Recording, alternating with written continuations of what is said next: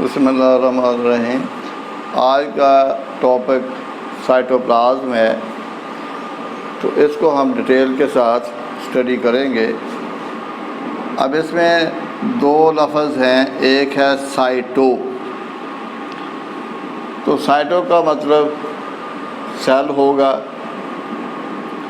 Cell, और प्लाज इसका मतलब होता है लिविंग, कि सेल के अंदर जो लिविंग सब्सटेंस, उसके लिए उसको साइटोप्लाज्म का नाम देते हैं।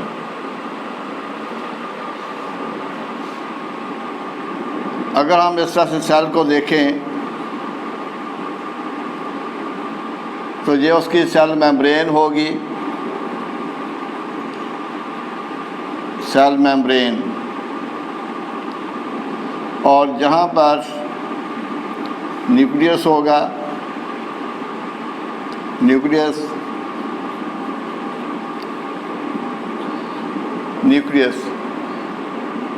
अब न्यूक्लियस ये उसकी न्यूक्लियर मेम्ब्रेन होगी,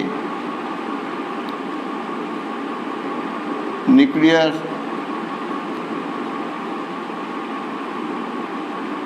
मेम्ब्रेन। अब न्यूक्लियर मेम्ब्रेन और सेल मेम्ब्रेन के दरमियान जो फ्लूइड होगा उसको साइटोप्लाज्म कहा जाएगा।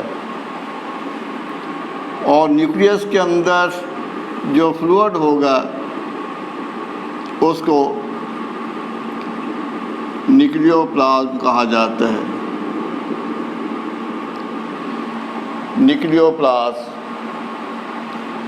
तो साइटोप्लाज्म एक टर्म जहाँ पर आती है उसको हम कहते हैं प्रोटोप्लाज्म।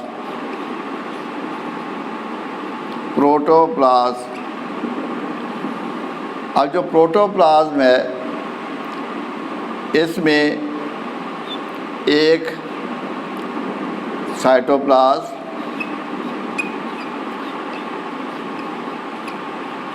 और दूसरा इसमें न्यूक्लियोप्लाज्म आ जाते हैं, यानी दोनों को कंबाइंड इसके लिए जो लफ्ज़ इस्तेमाल किया जाता है उसको प्रोटोप्लाज्म कहा जाता है। इसको क्लियर कर लें कि वो मटेरियल जो न्यूक्लियस और सेल मेम्ब्रेन के दरमियान होगा उसको साइटोप्लाज्म कहा जाएगा, और न्यूक्लियस के अंदर जो मटेरियल है उसको न्यूक्लियोप्लाज्म कहा जाता है। अब साइटोप्लाज्म और न्यूक्लियस दोनों को मिलाएं तो उसको हम क्या नाम देंगे? उसको प्रोटोप्लाज्म का नाम दिया जाएगा।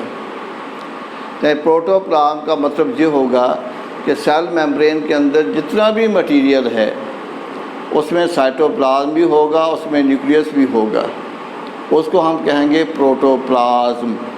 और जब हम साइटोप्लाज्म का लफ्ज़ इस्तेमाल करेंगे तो वो न्यूक्लियस की न्यूक्लियर मेम्ब्रेन और सेल की सेल मेम्ब्रेन के दरमियान जो मटेरियल होगा उसके लिए लफ्ज़ साइटोप्लाज्म का इस्तेमाल किया जाता है। अब एक लफ्ज़ और इस्तेमाल होता है, वो है प्रोटोप्लास्ट।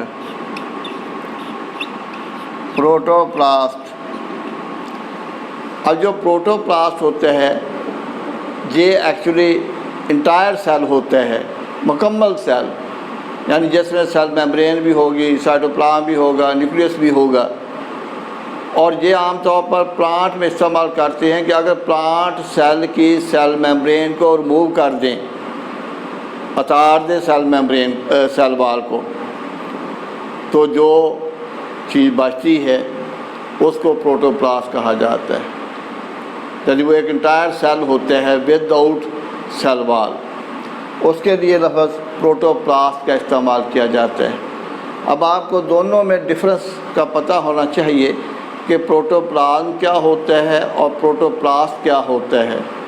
प्रोटोप्लास्ट सेल के अंदर जितना भी लिविंग कंटेंट है, जिसमें साइटोप्लाज्म भी आ जाएगा, न्यूक्लियोप्लाज्म भी आ जाएगा, उसको कहते हैं प्रोटोप्लास्ट। लेकिन ये जो लफ्ज़ है प्रोटोप्लास्ट, ये प्लांट सेल की सेल वॉल को रिमूव कर दें तो जो सेल मेम्ब्रेन रह जाएगी, साइटोप्लाज्म होगा, न्यूक्लियस होगा, एक एंटायर सेल होगा, उसको प्रोटोप्लास्ट कहते हैं। अब ये जो साइटोप्लाज्म की जो टर्म है, ये सबसे पहले H.A. लॉर्ड उसने इस टर्म को इस्तेमाल किया साइटोप्लाज्म। आपने चैप्टर नंबर 4 में स्टडी किया था कि शवान, फ्यूडर शवान, उसने एनिमल सेल को स्टडी किया था और उसने एनिमल सेल को जब स्टडी किया तो उसमें उसने कहा कि न्यूक्लियस भी मौजूद है और न्यूक्लियस के इर्द गिर्द एक फ्लूइड भी मौजूद है। वो जो फ्लूइड है जो न्यूक्लियस को सराउंड करता है, उसको नाम दिया गया साइटोप्लाज्म। अब जो साइटोप्लाज्म, इसको एक्वस ग्राउंड सब्सटेंस कहा जाता है। एक्वस ग्राउंड सब्सटेंस का नाम दिया जाता है, aqueous ground substance. Aqueous ground substance, ground substance of cell के सेल का इसको एक्वस ग्राउंड सब्सटेंस कहा जाता है। एक्वस आबी माहौल को कहते हैं, पानी को कहा जाता है। ग्राउंड सब्सटेंस ऑफ सेल यानी इसको आप ये कह दें कि अगर सेल की बेस को देखें तो उसमें पानी होगा और पानी में फिर कई मटेरियल होते हैं, इसलिए उसको ग्राउंड सब्सटेंस का नाम दिया जाता है। तो इसको एक्वस ग्राउंड सब्सटेंस कहा जाएगा। और इसमें कौन सी चीज़ें होती हैं? इट इंक्लूड्स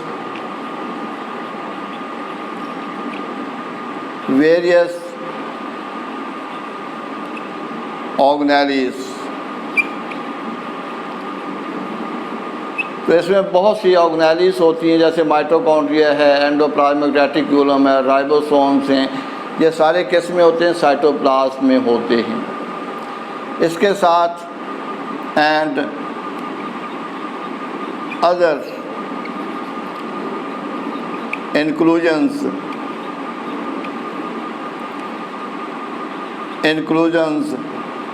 इंक्लूजन का लफ्ज़ जो है ये इंक्लूड से निकला है। इंक्लूड का मतलब शामिल। तो इंक्लूजन्स हैं जिसमें फॉर एग्ज़ाम्पल इनसॉल्युबल वेस्ट होंगे,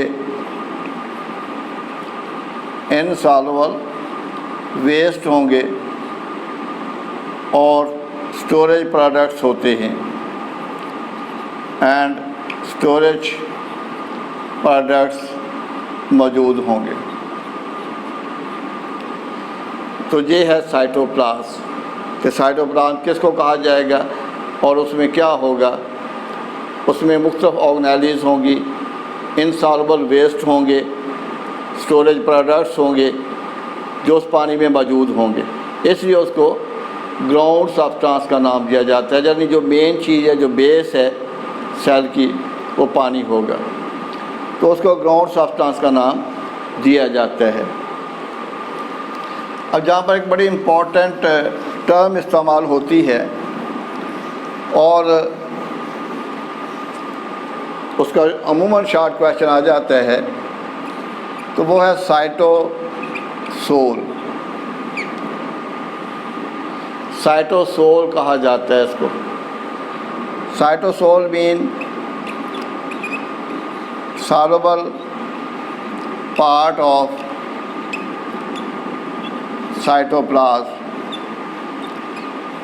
कि साइटोप्लाज्म का जो सॉल्युबल पार्ट होता है उसको साइटोसोल कहा जाता है। साइटोसेल को कहा जाएगा सोल, सोल्यूशन के लिए लफ्ज़ इस्तेमाल कर लेते हैं।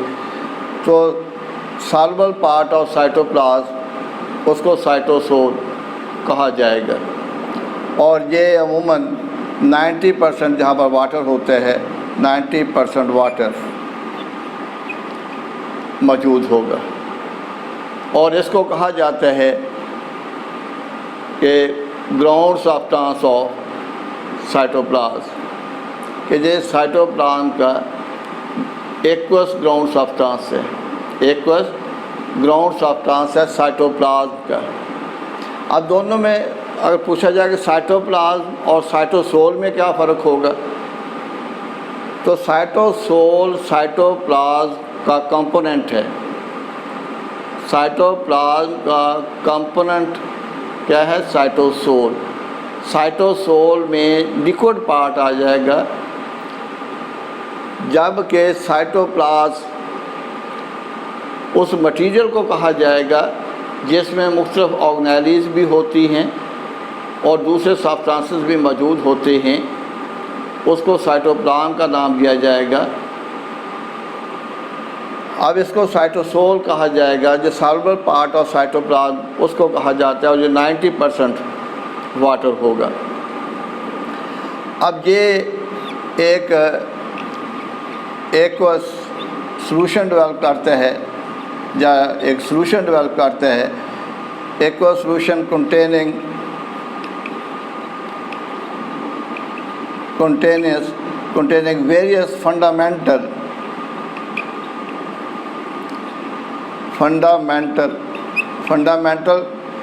यानी बुनियादी फंडामेंटल बायोमॉलिक्यूल्स,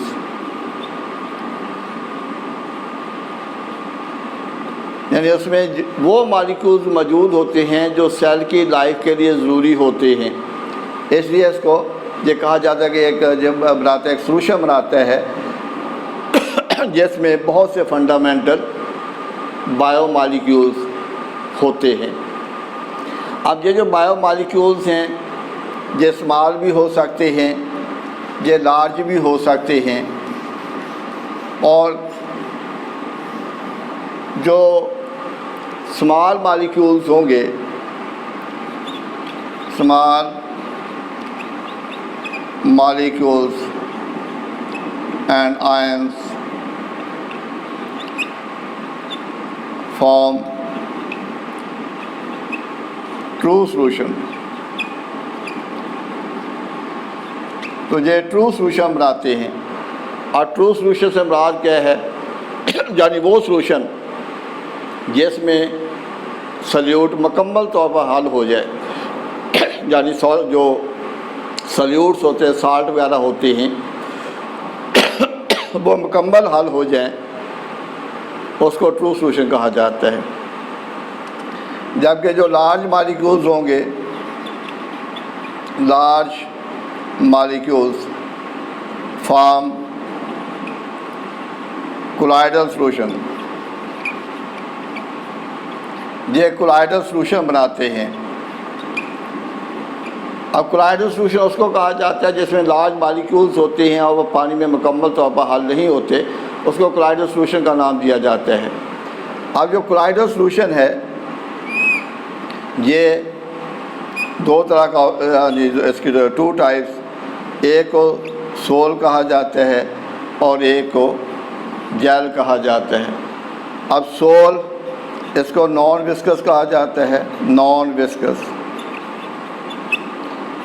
जबकि जो जेल होगा उसको विस्कस कहा जाता है, विस्कस, इसको विस्कस कहा जाएगा। यानी ये गाढ़ा होता है, सेमी सॉलिड टाइप होता है, उसको जेल कहा जाता है।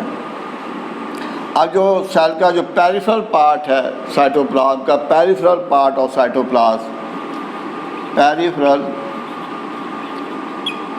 पार्ट ऑफ साइटोप्लाज्म,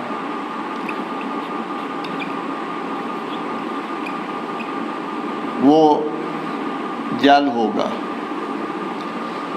अब पेरिफेरल पार्ट से मुराद क्या है कि मतलब ये सेल मेम्ब्रेन है, और सेल मेम्ब्रेन के साथ साथ जहाँ पर जो साइटोप्लाज्म होगा इस जगह पर सेल मेम्ब्रेन के साथ साथ उसको पेरिफेरल कहा जाएगा। पेरिफेरल मीन बैरूनी, बाहर की तरफ जो होगा उसको पेरिफेरल कहा जाएगा। तो जो पेरिफेरल पार्ट होते हैं वो जेल होते हैं, यानी वो नॉन विस्कस होते हैं। अब हम देखेंगे कि इसके फंक्शंस क्या हैं, साइटोप्लाज्म के फंक्शन क्या होंगे।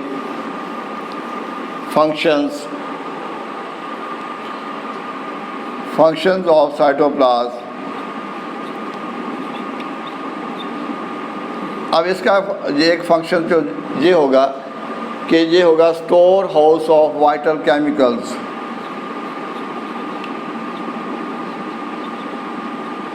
Store house of vital chemicals. Vital उसको कहा जाता है जो लाइफ के लिए ज़रूरी हो, नेसेसरी हो, उसके लिए वाइटल का लफ्ज़ इस्तेमाल करते हैं। तो ये ऐसे केमिकल होते हैं जो कि लाइफ के लिए ज़रूरी होते हैं, सेल के लिए ज़रूरी होते हैं, उनको वाइटल केमिकल कहा जाता है। ये सारे के सारे साइटोप्लाज्म में होते हैं। और दूसरा ये साइट होगी, site for certain metabolic process.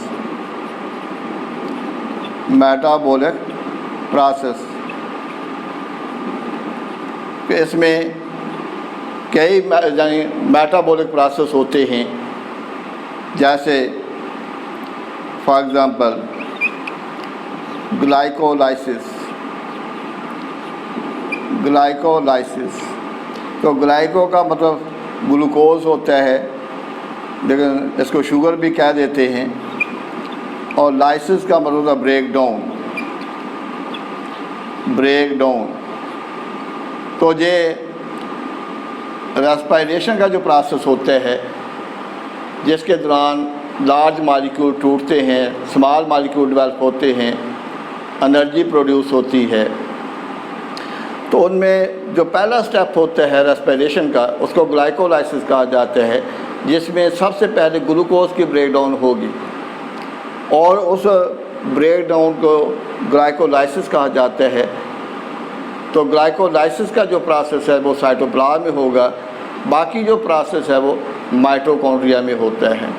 तो ग्लाइकोलाइसिस के नतीजे के तौर पर जब ग्लूकोज की ब्रेकडाउन होगी तो उससे पायरुविक एसिड के मॉलिक्यूल बनते हैं। पायरुविक एसिड, जिसमें 3 कार्बन कंपाउंड होगा ये, और 2 पायरुविक एसिड के मॉलिक्यूल डेवलप होते हैं। तो ये रिएक्शन साइटोप्लाज्म में मौजूद होगा। और उसके बाद तीसरा फंक्शन इसमें ये होगा कि इसमें जहाँ पर बहुत सी जो ऑर्गेनेल्स हैं वो मौजूद हैं, जिसमें माइटोकॉन्ड्रिया है, एंडोप्लाज्मिक रेटिकुलम है, गोल्गी बॉडीज़ हैं, प्लास्टर्स हैं, न्यूक्लियस है। ये सारे जो ऑर्गेनेल्स हैं ये साइटोप्लाज्म में मौजूद होते हैं। अब इसमें एक इसका फंक्शन ये है कि सेल के अंदर साइटोप्लाज्म इसकी मूवमेंट होती रहती है, उसको साइटोप्लाज्मिक स्टीमिंग मूवमेंट कहा जाता है। स्टीमिंग मूवमेंट, या उसके लिए एक लफ्ज़ इस्तेमाल करते हैं साइक्लोसिस।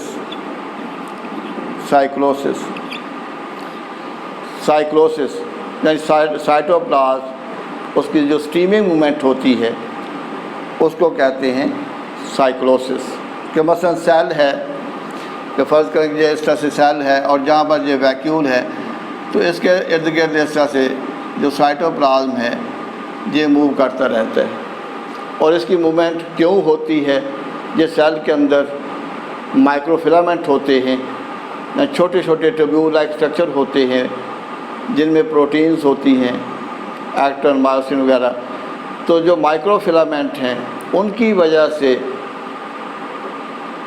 ये साइटोप्लाज्म की जो इसकी जो मूवमेंट है साइटोप्लाज्म की वो होगी। और कुछ फ्री फ्लोटिंग ऑर्गेनेल्स होते हैं, फ्री फ्री फ्लोटिंग ऑर्गेनेलिस जैसे माइटोकॉन्ड्रिया है, माइटोकॉन्ड्रिया। अब ये जो माइटोकॉन्ड्रिया है ये साइटोप्लाज्म के साथ मूवमेंट शो करते हैं, तो साइटोप्लाज्म के साथ साथ ये मूवमेंट शो करेंगे, इसलिए इसको साइटोप्लाज्मिक स्ट्रीमिंग मूवमेंट भी कहा जाता है और इसको एक्टिव मैस मूवमेंट भी कहते हैं। एक्टिव मैस मूवमेंट का नाम दिया जाता है मैस मूवमेंट, कि जिसमें लिक्विड वो तो मूव करेगा लेकिन उसके साथ साथ माइटोकॉन्ड्रिया भी मूव करेंगे, तो इसलिए इसको एक्टिव मैस मूवमेंट का नाम दिया जाता है कि उस लिक्विड के साथ दूसरे जो फ्री फ्लोटिंग ऑर्गेनेलिस हैं वो भी मूव करते हैं, इसलिए इसको एक्टिव मैस मूवमेंट भी कहा जाता है।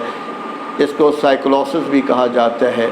तो ये माइक्रोफिलामेंट की वजह से होती है, माइक्रोफिलामेंट, और माइक्रोफिलामेंट में ऐसी प्रोटीन्स मौजूद होती हैं जो कंट्रैक्ट कर सकती हैं, रिलैक्स कर सकती हैं, तो उनकी वजह से ये मूवमेंट डेवलप होती है।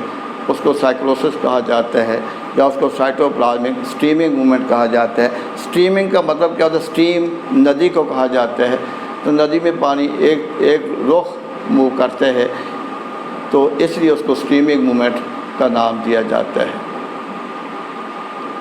तो आज का लेक्चर जहाँ पर ख़त्म होता है। शुक्रिया, अल्लाह हाफ़िज़।